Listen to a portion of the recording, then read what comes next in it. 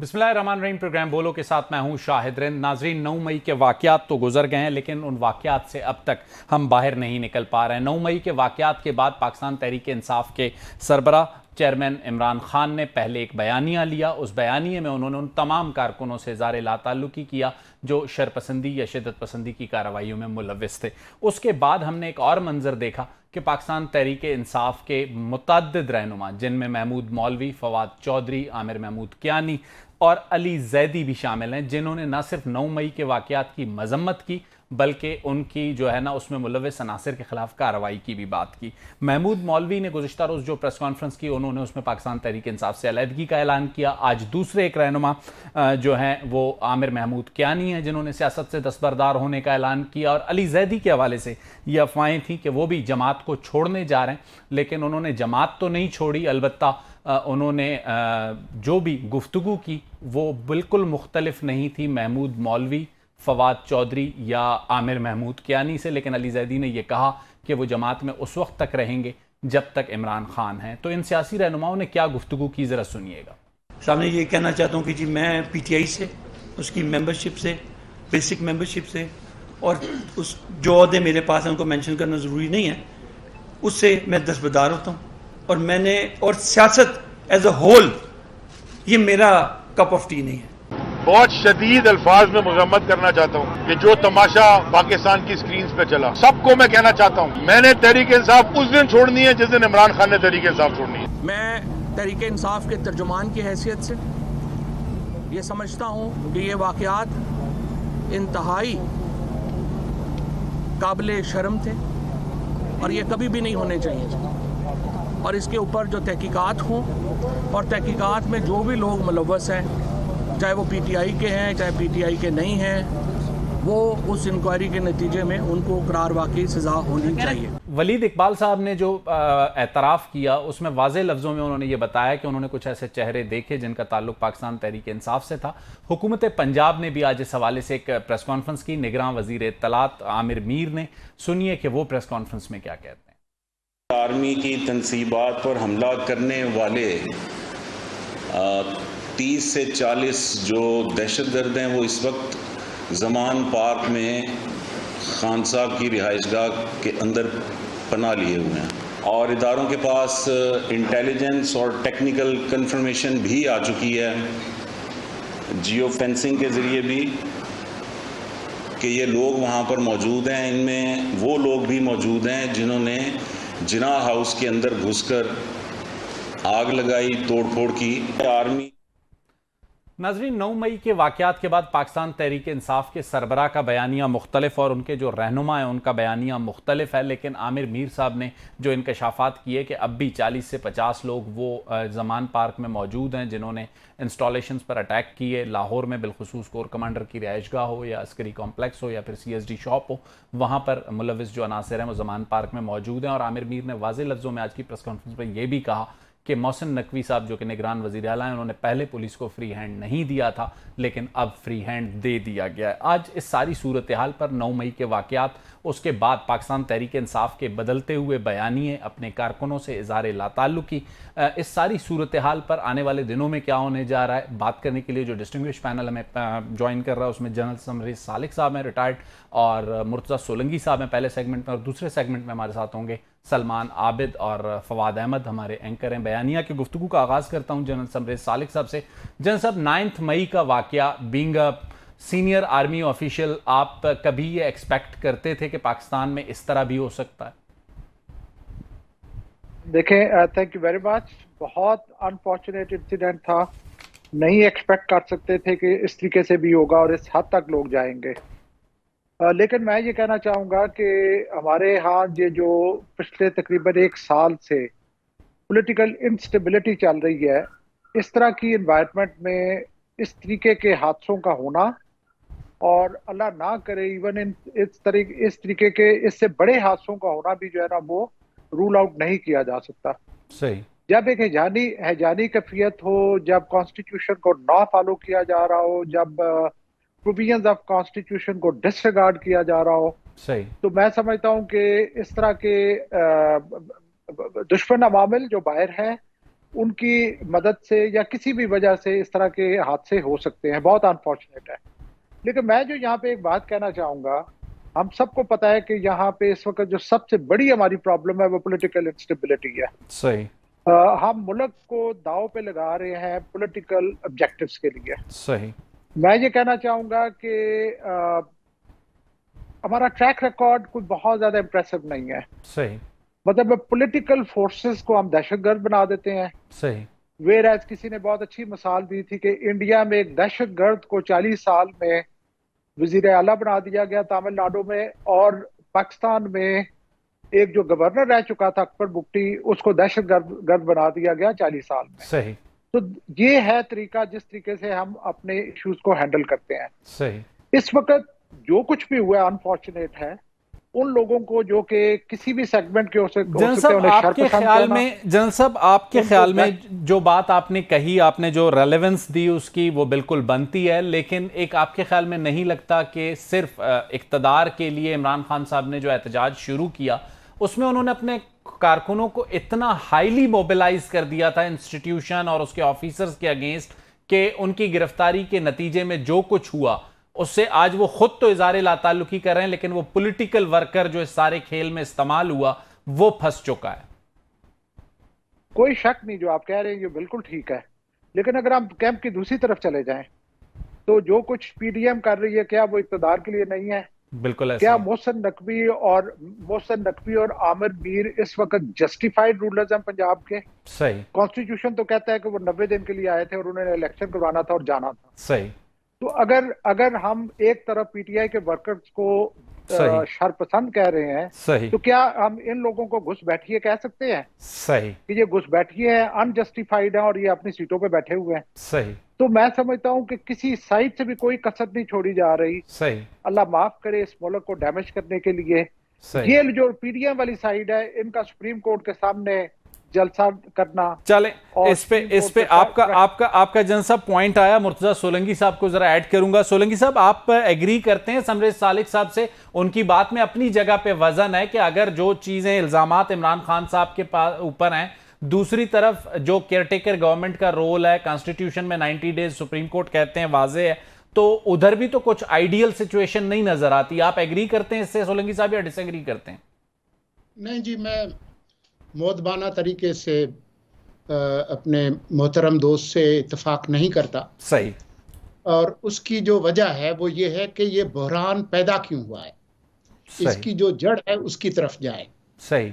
अगर आप ये देखें कि 9 और 10 अप्रैल की रात को एक आईनी तरीक़ाकार जिसके नतीजे में इमरान खान वज़ीर आज़म के मनसब से हट गए, सही, अगर वो पार्लिमानी रवायात पर कायम रहते तो वो कायदे हिज़्ब इख्तिलाफ होते, न इन असम्बलियों के तहलील करने की ज़रूरत पड़ती, न ये मुल्क के अंदर हंगामा होता। और ये ऐन मुमकिन है कि क्योंकि शहबाज शरीफ साहब के पास अपनी कोई अक्सरियत नहीं है, वो इत्तेहादियों की मदद से ही कायम है, तो अगर वो कारकर्दगी न दिखा सकते तो इमरान खान दोबारा वजीर आज़म बन सकते थे। लेकिन आप ये देखें कि 8 मार्च को तहरीक अदम एतमाद जमा होती है, उसको 9 अप्रैल तक लटकाया गया, वो भी सुप्रीम कोर्ट की मुदाखलत के बाद। सही। वरना आइन के मुताबिक 14 दिन के अंदर उसका फैसला होना था। सही। फिर आप ये देखें कि ये पहले वजीर आज़म थे इमरान खान, सही, जिन्होंने गैर आइनी तौर पर अपनी कौमी असम्बली को तहलील किया। बिल्कुल ठीक। मौजूदा सदर ने उस पर अंगूठा लगाया और जो स्पीकर थे उन्होंने अंगूठा लगाया, और सदर साहब ने इलेक्शन कमीशन से कहा कि आप जल्दी से इलेक्शन करा लें। सही। जिसको पाकिस्तान की सुप्रीम कोर्ट ने कहा कि जिस तरह से इन्होंने कौमी असम्बली तहलील की है, न सिर्फ ये गैर आइनी है बल्कि एक जज साहब ने लिखा कि ये आइनी धोखाबाजी है, कॉन्स्टिट्यूशनल फ्रॉड। सही। के बाद जिस तरीके से आपने देखा कि 63A की जिस तरह से सुप्रीम कोर्ट ने तशरीह की, जिसके नतीजे में फिर आपने देखा कि परवेज इलाही जो है वो दोबारा वजीर आला बने और फिर असम्बलियां तहलील हुई। सही। अक्सर आईनी माहिरीन कहते हैं कि ये आइन से बाहर निकल गई सुप्रीम कोर्ट, अक्सर यही। ठीक है। क्योंकि तो ये मैं नहीं समझता कि, और फिर ये आखिरी जो बात मैं मुकम्मल कर लूं जी सर। कि मुफ्त नकवी और जो दूसरे लोग हैं, ये एक आईनी प्रोसेस के नतीजे में निगरान वजीर आला बने, और कई कोर्ट्स की रूलिंग मौजूद हैं कि जब तक इलेक्शंस नहीं होते तब तक निगरान हुकूमत कायम रहेगी। लेकिन अगर ये निगरान हुकूमत गैर आईनी है तो पीटीआई और बाकी लोगों के पास आईनी तरीका मौजूद है, जिसके भाव से सुप्रीम कोर्ट और हाई कोर्ट्स पीटीआई को रिलीफ दे रही हैं, तो वो जाए वहां पर। सही। सोलंकी साहब ने जो बात की जनरल साहब, और उस बात में वजन है कि इमरान खान साहब के खिलाफ जब अदम एतमाद आई, बजाय वो गैर सियासी तरीके से इस्तीफे दे के असेंबलियों से निकल ले और 1 साल से सड़कों पर जदोजहद, लड़ाई झगड़ा, जलाओ घेराव, मारपीट करते रहे, वो एक चंद माह इंतजार कर लेते। एमक्यूएम मरदमशुमारी पर नाराज है, अख्तर मेंगल साहब कल तक बलूचिस्तान के मसाइल गिनवाते रहे हैं, असलम भूटानी साहब भी कभी कभी दामे दर में सुखने जो है ना, एक ही रुकन है आज़ाद, लेकिन खड़े होकर हुकूमत को सुनाते हैं, और खासकर बजट पे भी उन्होंने सुनाई। तो ये भी बात अपनी जगह पे जन सब जस्टिफाइड है कि खान साहब की नॉन पॉलिटिकल मूव ने उन्हें और रियासत दोनों को एक बंद गली में बंद कर दिया। देखें, जो with due regards to Solanki साहब पॉइंट ऑफ व्यू, बिल्कुल he can have any point of view, yes, but मैं ये कहना चाहूंगा कि क्या तरीका इख्तियार किया इमरान खान साहब ने, उसके तो बेस्ट जज वो खुद हैं। सही। उन्होंने क्या मुनासिब समझा और क्यों उन्होंने वो रास्ता अडॉप्ट किया। सही। मैं इस पे एग्री करना चाहूंगा कि कुछ गलतियां डेफिनेटली उन्होंने की, वो इनकी मैं बात मानना चाहूंगा कि अगर वो पॉलिटिकल प्रोसेस में रहते तो शायद रिजल्ट्स कुछ डिफरेंट होते। लेकिन एक हेस्ट में और जल्दी में उन्होंने ऐसे रास्ते अडॉप्ट किए जिसने कि ये प्रॉब्लम्स क्रिएट की। अभी जहां तक रही बात आईनी हुकूमतों की, तो 90 दिन में मैंडेटेड है केयर टेकर गवर्नमेंट का इलेक्शन करवाना। बिल्कुल। उसमें एक्सक्यूजेस बनाना, उसमें बहाने बनाना और उसको लंबा करना, तूल देना, तो मेरे नजदीक अगर आप कहेंगे कि इमरान खान ने वो गलतियां की, तो ये भी कोई गलती में कमी नहीं छोड़ रहे। सही। और हर कोई जो है हर जगह पे मुझे बहुत अफसोस के साथ कहना पड़ रहा है, जो भी आग इस मुल्क में लगी हुई है उस पर लोग तेल डाल रहे हैं, बल्कि उस पर पानी नहीं डाल रहे। अच्छा जन साहब, एक सवाल आपसे करना चाहूंगा। रेफरेंस दिया बिलावल भुट्टो जरदारी ने, उन्होंने कहा यह कैसे हो सकता है कि जियारत रेजिडेंसी पे कायदे आजम की रिहाइशगाह पर हमला करने वाले दहशतगर्द हों और लाहौर में कायदे आजम की रिहाइशगाह पर हमला करने वाले दहशतगर्द ना हों, और खासकर GHQ पर जब मजहबी शिद्दत पसंद या TTP हमला करे वो दहशतगर्द हों, लेकिन अगर एक सियासी कुव्वत करे वो दहशतगर्द ना हो। तो आप बिलावल के इस पॉइंट ऑफ व्यू से एग्री करते हैं? आप खुद भी बलूचिस्तान में सर्व कर चुके हैं, जियारत रेजिडेंसी का आपके इल्म में होगा। टोटली डिसएग्री करता हूं, टोटली डिसएग्री 100%। पहली तो बात यह है कि अगले दिन मैं हसन अस्करी साहब कुछ से सुन रहा था जिसमें उन्होंने एक प्रोग्राम में इस हाउस की हिस्ट्री बताई। सही। एक दिन के लिए कायदे आजम इस घर में नहीं ठहरे। सही। लेकिन मिल्कियत उनकी थी, जियारत में फिर कुछ अरसा ठहरे थे। एग्जैक्टली। बट इसको पॉलिटिकल मकासद के लिए जिनाह हाउस का नाम यूज करना और लिंक करना उसके साथ के जो जियारत वाला जिनाह हाउस था, ठीक है, ये मैं वही मिसाल देना चाहूंगा जो मैंने शुरू में कही थी कि हम पॉलिटिकल लीडर्स को दहशतगर्द बना रहे हैं इस मुल्क में, जो कि बहुत अनफॉर्चुनेट है। सही। और पॉलिटिकल लीडर से आपकी एक्सपेक्टेशन क्या है, शॉर्टली एंड प्रिसाइजली अगर बता सकें? खान साहब अब इस वक्त हमें एक बंद गली में नजर आते हैं और सीधी सीधी उनकी जो लड़ाई है वो हमें नजर आ रही है। एस्टैब्लिशमेंट को अभी भी वो कॉर्नर किए जा रहे हैं, वो चीफ ऑफ आर्मी स्टाफ को भी मोरद इल्जाम ठहराते हैं। अब तो वो कह रहे हैं कि लाहौर के जो हमले हुए हैं उसमें भी इंटेलिजेंस एजेंसीज मुलविस हैं। देखिए, पॉलिटिकल जो लीडर्स हैं उनसे मैं यही एक्सपेक्ट करता हूं कि वो पहली तो बात है अपनी लाइंस ड्रॉ करें, ये बहुत जरूरी है। सही। कि जहां तक उन्होंने पॉलिटिक्स करनी है वो करें। सही। और जहां पे उन्हें नजर आता है कि इसके बियॉन्ड रियासत का नुकसान हो रहा है, मुल्क का नुकसान हो रहा है, उस लाइन से बियॉन्ड वो ना जाए। सही। वो एक अच्छी रवायत नहीं होगी कि आप अपने पॉलिटिकल गेन्स के लिए किसी लिमिट पे भी चले जाएं। ठीक हो गया। रही बात जिनाह हाउस की, जो कोर कमांडर घर था वहां पे लाहौर में, सही, उसके बारे में अभी जाहिर है उधर इंक्वायरियां होंगी, बहुत कुछ उस पर निकलेगा। सही। कि कैसे हुआ कि ये जो लोग थे कैसे वहां पहुंचे, कैसे। अच्छा, ये मैं वहां पे 4 कोर में चीफ ऑफ स्टाफ। समरे साहब 1 मिनट के लिए मुर्तजा सोलंकी साहब को ऐड करना चाहूंगा। सोलंकी साहब, आपके ख्याल में जो रेड लाइन का मामला था, रेड लाइन की धमकी देते देते पाकिस्तान तहरीक इंसाफ कहीं खुद तो रेड लाइन क्रॉस नहीं कर गई जो लोग पार्टी छोड़ने का ऐलान करना शुरू कर चुके हैं? देखें, पीटीआई के अंदर मुख्तलिफ तरह के लोग हैं। पिछले कम से कम 1-1.5 साल से मैं देख रहा हूं कि सियासी लोगों के अलावा उनकी जो फैन क्लब है वो मिलिटेंट किस्म के लोग हैं, वो अस्करियत पसंद लोग हैं जिनको इमरान खान ने इस रास्ते पर लगाया है। इमरान खान शुरू से इस रास्ते पर हैं। इस रास्ते को उन्होंने अपनाया 2014 जब वो धरना लेकर आए, तशद्दुद करवादी, पीटीवी पर कब्जा किया, उसको उस पर जश्न मनाया, पार्लियामेंट पे हमला किया, सुप्रीम कोर्ट की इमारत पर शलवारें गंदी टंगवाई। उन्होंने किस तरीके से असमतुल्लाह जुने जो एसएसपी को तशद्दुद का निशाना बनाया किया, तो और तकरीरों के अंदर कहा कि आप सिविल नाफरमानी करें, बिल जलाएं, टोल पे ना करें, और खुद उन्होंने पुलिस के थानों से जो लोग गिरफ्तार थे उनको छुड़वाया।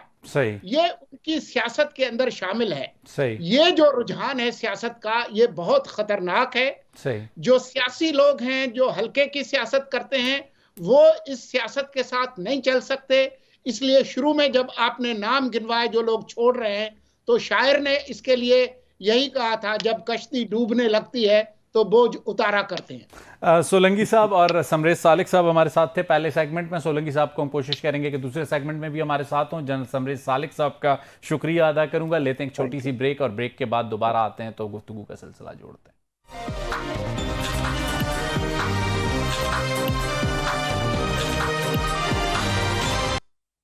वेलकम बैक नाजरीन। ब्रेक के बाद एक बार फिर आपके सामने हाजिर खिदमत हैं। ब्रेक के बाद हमें ज्वाइन किया है सीनियर सहाफ़ी और तजिया निगार सलमान आबिद साहब ने। मुर्तज़ा सोलंकी साहब हमारे साथ कंटिन्यू करेंगे।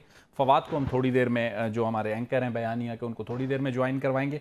नाजरीन, 9 मई के जो वाक़यात हैं, जिन्ना उस पर शरपसंदों के हमलों की जो तफसीलात हैं, उसमें दोपहर 2:30 से तकरीबन 2:45 तक पुरतशद्दुद मुज़ाहिरीन ज़मान पार्क लाहौर में इकट्ठे हुए। दोपहर तकरीबन 3:20 के करीब डॉक्टर यास्मीन राशिद और दीगर शरपसंद कायदीन ने लिबर्टी चौक पहुंचने की हिदायत की। सपहर 4:05 पर मुश्तइल हुजूम ने कैंट का रुख किया और 5:15 पर सिर्फ 25 से 30 लोग, ये याद रखिएगा, 25 से 30 लोग कैंटोनमेंट में कोर कमांडर की रिहाइशगाह पर दाखिल होने की कोशिश की और उसे धकेला गया। उसके बाद रीइंफोर्समेंट कैसे हुई और शाम तक की स्ट्रेंथ 2 से 2,500 तक कैसे पहुंची, इसके पीछे एक पूरा नैरेटिव है। जरा वो नैरेटिव सुन लें।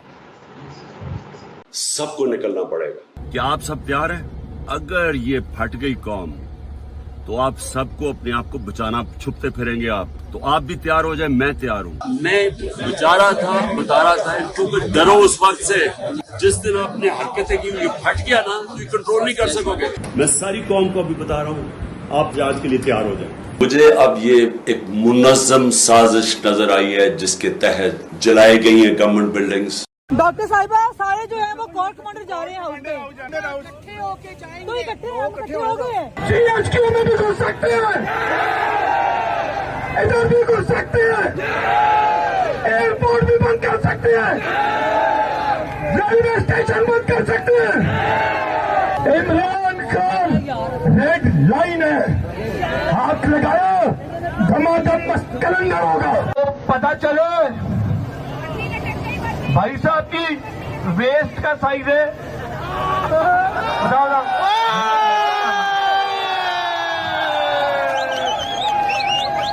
50।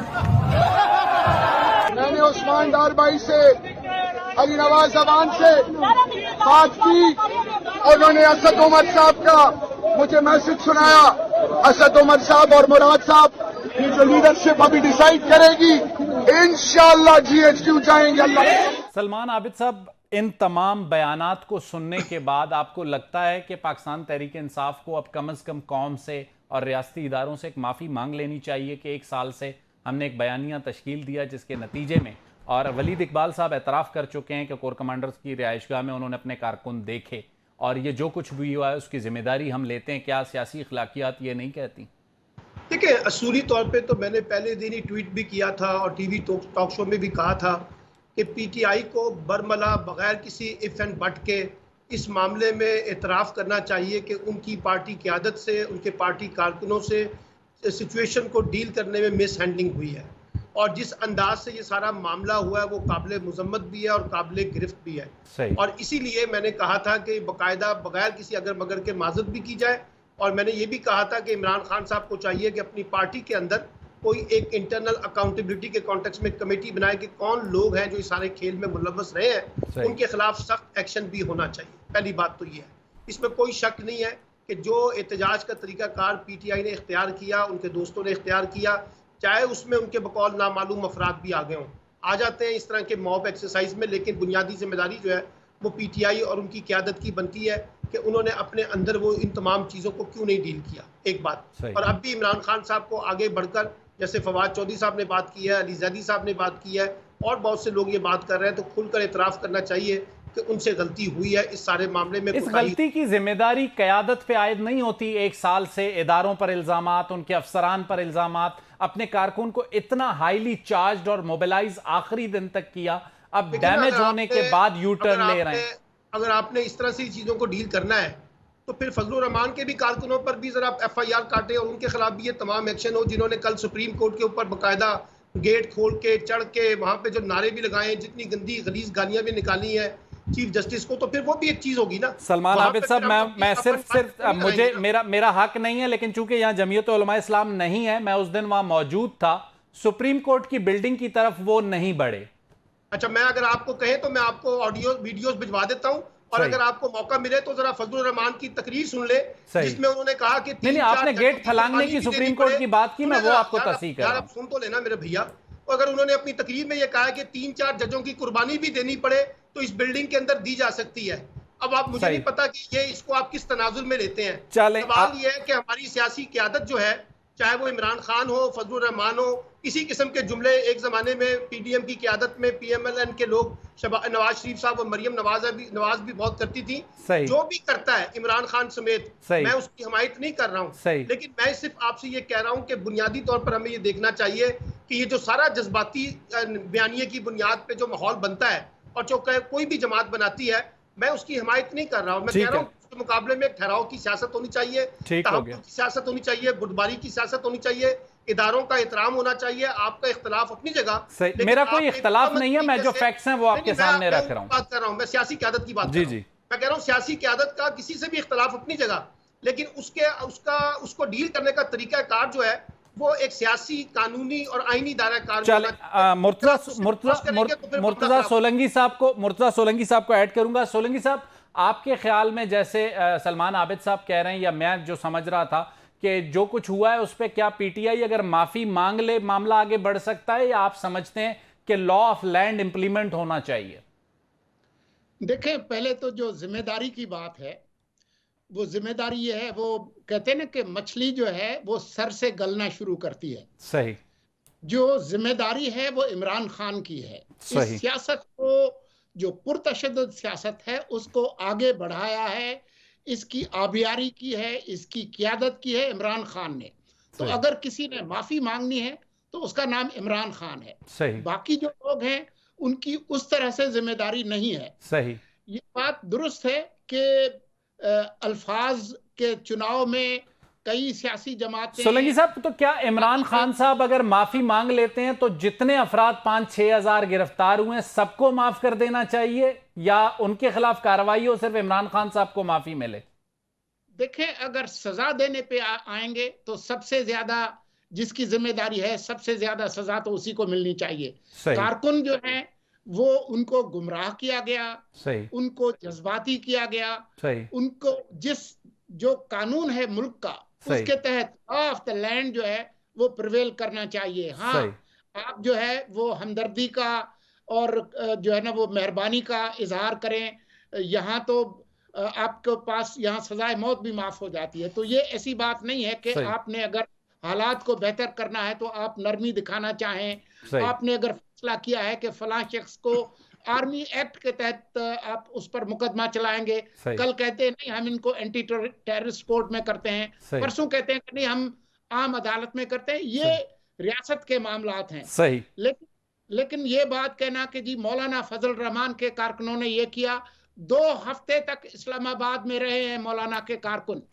और पूरे मुल्क से आए हैं। मुझे बताएं, जब गुज़िश्ता धरने में तो हमने देखा कि उन्होंने सुप्रीम कोर्ट के गुज़िश्ता धरने में हमने मुर्तज़ा सोलंकी साहब, ये मानना पड़ेगा, मैं खुद वहां मौजूद था, वहां पे जो फूल लगे हुए थे सुप्रीम कोर्ट की बिल्डिंग की, उनकी हिफाजत के लिए भी उनके सालार मौजूद थे। मुर्तज़ा सोलंकी साहब, सलमान आबिद साहब, आप दोनों का शुक्रिया। हमारे साथ मौजूद हैं फवाद अहमद, न्यू टीवी पर अपना प्रोग्राम करते हैं बयानिया के नाम से। फवाद भाई, बयानिया आप करते हैं प्रोग्राम, इमरान खान साहब ने 1 साल से जो बयानिया लिया उसके नतीजे में जो तोड़फोड़ अब जमात में हो रही है 9 मई के वाक़यात के बाद, अब कराची में, कल इब्तदा कराची से हुई है, क्या इंसाइट है, मजीद तोड़फोड़ होगी? देखें जी, तोड़फोड़ का ये अमल जारी रहेगा, पंछी उड़ते रहेंगे। किसी शायर ने बहुत खूब कहा था, अगर आपके पास 30 सेकंड हो तो मैं जरूर करना चाहूंगा कि आम की साए ढलते हों, कुछ पंछी कतार में उड़ते हों, कुछ रास्ता कठिन हो वैसे भी, कुछ दूर उफक पर मंजिल हो, एक पंछी घायल हो जाए और बेदम होके गिर जाए तो रिश्ते नाते प्यारे सब कब किसकी खातिर रुकते हैं।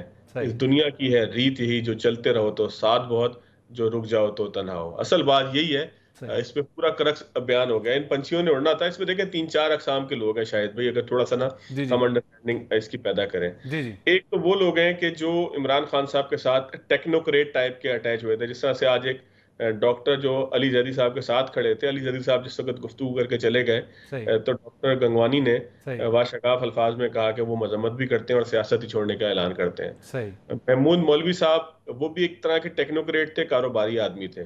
देखिए, हर फर्द की अलग अलग कुछ मामला हैं। और मेरा ख्याल ये महमूद मौलवी साहब ये वो लोग हैं जो हुकूमत में आने के बाद उनके करीब हुए टेक्नोक्रेट्स। देखें, कुछ इस तरह के भी लोग हैं, लेकिन कुछ ऐसे लोग भी हैं कि जिनका इमरान खान साहब से देरीना ताल्लुक था।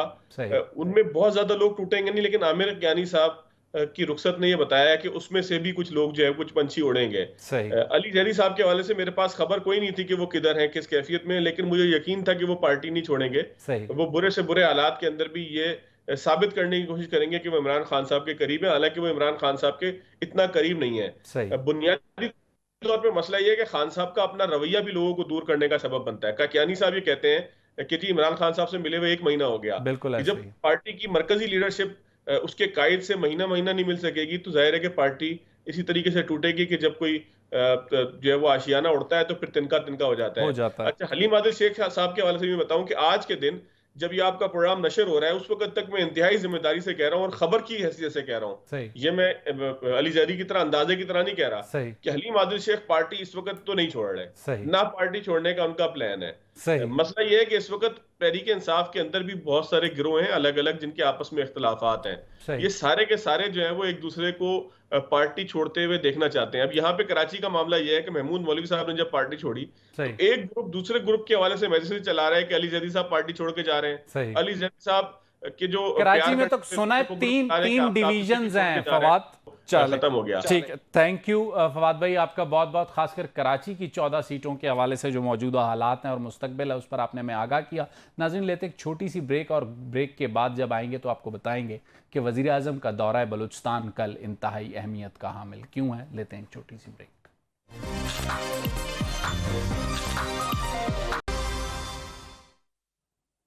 वेलकम बैक नाजरीन, ब्रेक के बाद एक बार फिर आपके सामने हाजिर खिदमत हैं और ब्रेक के बाद हम बात करेंगे वज़ीर आज़म मियाँ शहबाज शरीफ कल मकरान के दौरे पर, यानी ज़िला ग्वादर और तुर्बत का जो बॉर्डरिंग टाउन है मंद, वहाँ जा रहे हैं और 2 अहम मनसूबों का वो इफ्तिताह करेंगे और उस वक्त उनके साथ वहाँ ईरानी आला हुक्काम, ईरानी सदर अपनी वजारत ख़ारजा के जो हुक्काम हैं उनके साथ, और वज़ीर आज़म मियाँ शहबाज शरीफ अपनी वजारत ख़ारजा के जो हुक्काम और वज़ीर ख़ारजा हैं उनके साथ वहाँ मौजूद होंगे। पहला मनसूबा ईरान से ग्वादर, ख़ासकर मकरान डिवीज़न को बिजली की तरसील का मंसूबा है, उसका इफ्तिताह करेंगे। और दूसरा मंसूबा मंद के इलाके में एक बॉर्डर ट्रेड मार्केट ईरान और पाकिस्तान के दरमियान उसका इफ्तिताह किया जा रहा है। बेसिकली ये एक ऐसा मंसूबा है जिसे मरहूम लेफ्टिनेंट जनरल सरफराज शहीद, जो कि कोर कमांडर क्वेटा थे, इससे पहले वो IGFC साउथ बलूचिस्तान थे, तो उन्होंने मंद के मकाम पर एक बॉर्डर ट्रेड मार्केट के मंसूबे की तजवीज़ दी थी और ये पहला पायलट प्रोजेक्ट था।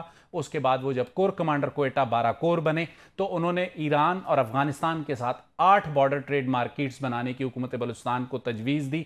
और इन मंसूबों की बज़ाहिर ऐसा लगता है कि बलूचिस्तान के सरहदी इलाकों के लिए एक अहमियत है, लेकिन ख़ित्ते में जो सूरत हाल तब्दील हो रही है या ख़ित्ते में जो अहम फैसले हो रहे हैं, तो उसके हवाले से भी इसकी बहुत अहमियत है। जी हाँ, दोबारा रिपीट कर रहा हूँ, खित्ते में जो डेवलपमेंट्स इस वक्त चाइना की वजह से ईरान और सऊदी अरब के दरमियान हुई हैं, तो इसी सिलसिले में ये दोनों मंसूबे मुस्तकबिल को लेकर बहुत अहमियत के आमिल हैं। माशी जो बहरान है पाकिस्तान का, उससे निमटने के लिए, और तवानाई का जो बहरान है उससे निमटने के लिए आखिरी मरतबा पाकिस्तान के सरबराह मुमलिकत में आसिफ अली जरदारी और उस वक्त के जो ईरानी सरबराह मुमलिकत थे उनकी 10 साल कबल तफ्तान के इलाके में मुलाकात हुई थी, जब पाक ईरान गैस पाइपलाइन का संग बुनियाद रखा गया था और इफ्तिताह किया गया था। हालिया जो डेवलपमेंट्स हो रही हैं, आने वाले दिनों में लोगों का ये मानना है कि ये डेवलपमेंट्स अगर मुस्बत रहीं पाक ईरान ताल्लुकात और पाक चाइना ताल्लुकात को लेकर, तो फिर एक अच्छी खबर हम पाक ईरान गैस पाइपलाइन के हवाले से भी सुन सकते हैं। और अगर बॉर्डर ट्रेड मार्केट्स का जो पायलट प्रोजेक्ट जनरल सरफराज शहीद ने प्रपोज किया था, उस पर हुकूमत बलूचिस्तान 8 बॉर्डर ट्रेड मार्केट्स बनाती है, तो फिर बाद में यहाँ से होने वाली ट्रेड सूबे और मुल्क तक जा सकती है। कल तक मुझे शाहिद रिंद को इजाज़त दीजिए। अल्लाह हाफ़िज़।